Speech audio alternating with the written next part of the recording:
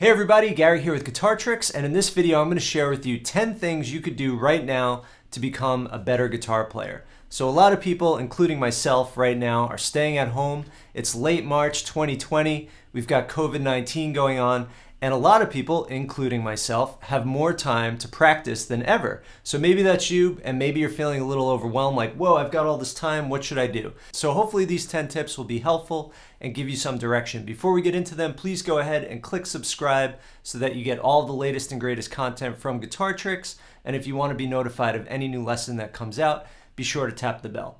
All right, so the first thing, and to me this is always my go-to when I'm not sure exactly what to do, is to learn a song. But my first tip is to learn a new rhythm guitar song, right? Because we have two different ways of playing guitar. We have rhythm guitar and we have lead guitar. So the great thing about a song is it's kind of a project in and of itself. You start learning it, there's the process of learning it, and then you're able to play it and it becomes part of your repertoire. So it's a really great way to stay focused and know exactly what to do. Your goal is to learn the song. Now it's important to pick a song that's not way outside of your comfort zone and way outside of your current level, right? Because let's say you're just starting out and you choose Stevie Ray Vaughan's version of Little Wing, you might be there for a year and a half before you feel like you could actually play that song. So it's good to choose songs that you're like, you know, that sounds a little challenging, but I love the way it sounds, and I feel like I could probably learn that maybe within a week, within a couple weeks, within maybe 5 hours of practice time, 10 hours of practice time. Or maybe go even lower hanging fruit. Maybe go, I think I could learn this today. That's fine too. It's all about what kind of commitment you're able to make, how much time you're able to dedicate, and where you're at. And just to be clear on what I mean by a rhythm guitar song, that means that you're playing the chords. So maybe it's a strumming song with a chord progression, and it's got some bar chords and some open chords. Or maybe you love some song that has some finger picking, but you haven't really worked on that yet.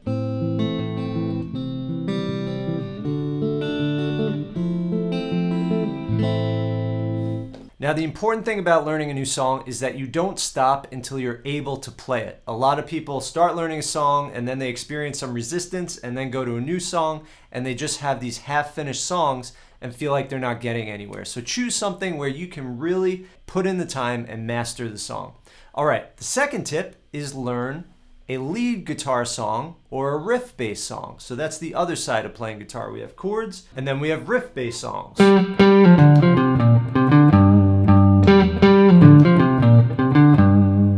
And in that group of riff-based songs, we have solos. So maybe there's a little guitar solo that you really love and you want to learn how to play that. But again, don't stop until you really master it so that you could truly add it to your repertoire. Number 3, get creative by taking something you learned and making it your own. So let's say you did learn a riff song that went like this, which I just kind of made up earlier. And to be honest with you, I made that up thinking about other riffs. So that's kind of an exact example of what I'm talking about. Let's say you learned a riff that went like this. Right? Make it your own. Try to make it so that someone could say you might have been influenced by a certain song, but you definitely didn't copy it. So you're making it your own. So if my riff was,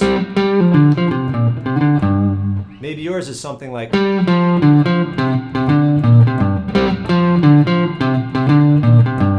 different, or maybe it's like this. Or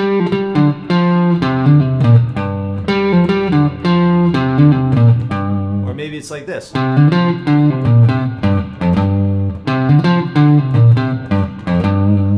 Right? So that's just a small example, and that could be the same with if you learn a little solo. Let's say you heard a riff that went. Let's say that's a riff you learned. Then you can make it your own. So I'm using the same notes, but rearranging the rhythm, when I play which note, how many times I play each note, and that kind of thing. And then if it's a chord song, so earlier we went.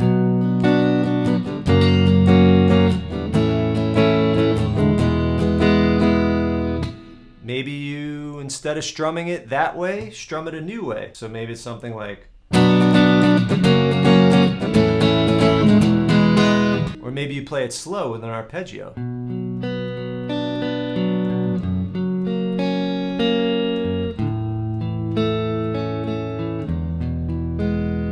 right? The thing about chord progressions is that they are used over and over in songs. You could take any chord progression and find hundreds of songs that use it. They're not something that are copywritten. You can't copyright a chord progression because there's a very limited combination. So musicians are bound to repeat them over and over. And then you add some lyrics. I'm stuck at home right now. I can't wait to leave my house. I've been here for 72 hours. I don't even know what day it is. Right? All right, my fourth tip is to record yourself. So one of the best ways to become a better musician is the recording process. So the most informal way you could do this is just use your phone, press record on your voice memos or your recorder app, record your practice sessions, record whatever song you're trying to perform, listen back, and this way you could self-assess. You could judge how good you did. It's hard to do that in the moment because you're occupied trying to play the song, so you can't, in the same moment, really hear how it went. You know, a lot of times you listen back and it's way better than you thought or way worse than you thought. So the recording process will help you become a better musician. Now, more formal recording where you're actually multi-tracking and you're trying to play to a click track and you're using recording software, that's even better because now you're really aiming to get a great take.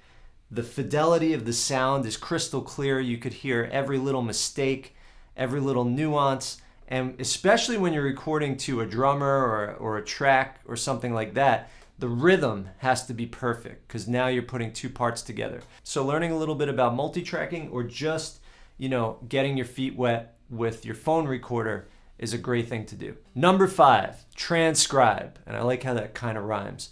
So to me, transcribing is probably the one thing I've done to grow the most as a player. And that doesn't mean that you have to write down the music you learn. What it means is that you are not relying on a teacher or a piece of paper to tell you how to play a song or a solo or a riff or something that you want to learn. So the best way to do this is find something, again, that's not too challenging, something that you feel like I could probably figure that out. If you've never done it before, just choose a really simple song and try to transcribe it. And some ways that I do that on YouTube, you could use the playback speed function. You could slow the music down. There's also a Chrome plugin called Transpose. So if you just Google Chrome plugin Transpose, you could add that to your Google Chrome browser. And whenever you're in YouTube, you can pull that up and use it to slow down anywhere from 25% to even faster, 150% speed. You could change the key. You could loop little sections. So just, maybe find a 3-chord song. Don't look up the chords, try to figure it out. Or find, a really simple riff or vocal melody, try to figure it out. And then by doing that, you're really developing your ear. And then when you learn what you learn, try to figure out the context. What chords are these? What scale is this riff being played in? What key am I in? And then what happens is you take those riffs, you take those things you learned, and you could then apply them to other songs because you understand the musical context of what you learned. Number 6, focus in on a technique weakness that keeps coming up and just work on that exclusively. So let's say it's bar chords. You're playing some songs, maybe it's, and then you get to the F and everything gets slowed down, right? Well, just work on that. Maybe just spend 20 minutes trying to play bar chords, looking up lessons on bar chords, getting some tips. We've got some lessons on those, so you could just search Guitar Tricks bar chords. Or maybe, again, you find a song that uses those bar chords, right? Or if it's scales, taking out the metronome, working on keeping your technique good, playing in tempo, keeping your fingers in the right position. So technique studies are good as a supplement to the songs you're learning. They're a way to address weaknesses that keep coming up when you're trying to play songs or create songs. Number 7, prepare a performance. So nothing motivates a musician more than having a gig coming up, having a performance coming up. No one wants to embarrass themselves, and also people are motivated by the ability to connect with an audience, right? Music is a social thing, really. It's a way to communicate. So a lot of times when people are just learning at home, they lack motivation because it's like talking to a wall, right? So having a performance is a great way to get motivated. So what can you do if you're not a performer? Well, you could tell your family, hey, I've been playing guitar, I've been practicing, I want to play you all a song. I'm going to do it, say, next Friday. When's everyone home? I'm just going to perform it. I have students that have done this, and it's been a great experience for them. So you could put together a little concert. Maybe you play 2 or 3 songs. Maybe you just play 1 song. Number 8, collaborate. I love how that one rhymes too. I didn't plan that. So another great thing about music, well, like I said, it's a way to communicate with others. So working with someone closely to create music and to arrange music is a really great way to socialize. And it also motivates and holds you accountable, right? Because that person's depending on you and you're depending on them. So in today's day and age, there's all sorts of ways to collaborate online. So right now, during this quarantine, one of my friends is sending over, he hasn't done it yet, but he's going to send over some recordings that he put together in GarageBand or Logic to the rest of the band. He's one of my bandmates, and he just said, hey, if anyone has anything they want to add to it, do that. So that's what I'm going to do. And you could do the same kind of thing. You could also find musicians in your area, go on, Facebook, find a Facebook group, go to Nextdoor, go to Craigslist, and just say, hey, amateur musician, or maybe you're a pro that's watching this, just looking to play some simple songs with someone. I play guitar. Does anyone sing? That kind of thing. Or maybe it's a family member. A lot of my students will say, oh, my wife is a singer, or my husband's a singer, or my kid's a singer. I had one student that started doing open mics with his daughter, and it was such a motivation for him and a source of joy for him. So collaboration is also a great way to motivate you and keep you on task. Number 9, join a guitar community. So being around like-minded people that are doing the thing that you want to make sure you are doing is a way to make you want to keep doing that thing. So for instance, on social media, when I go on Facebook, pretty much 90% of my feed has to do with guitars because I'm part of all these guitar groups and that kind of thing. So that's my online community, and it always keeps me thinking about guitar and hearing what people are saying and seeing them post videos. And it just keeps guitar playing at the front of my news feed, so to speak. So that is online, and I'm kind of talking about that because right now all my interaction is online.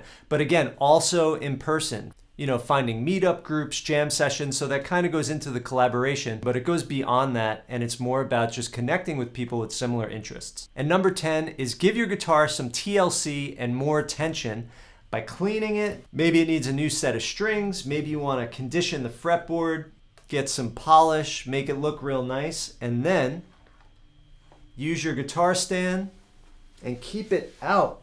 To me, guitars don't belong in their cases unless they're being transported. You want to keep that guitar out so that you always see it. If this is your desk, have it right next to your desk. If you're waiting for something, instead of going on social media, unless it's to join a forum, pick up the guitar. What's that song you were working on? Play that song, right? Or maybe it's next to the couch during the commercial break, during your favorite show. Work on that technique that you've been working on, right? So by spending some time taking care of your guitar, making it look and play as best as it can, you're going to be more likely to want to pick it up. And then just keeping it out so that if you have the idea to play, you don't have to go in the other room and open your case.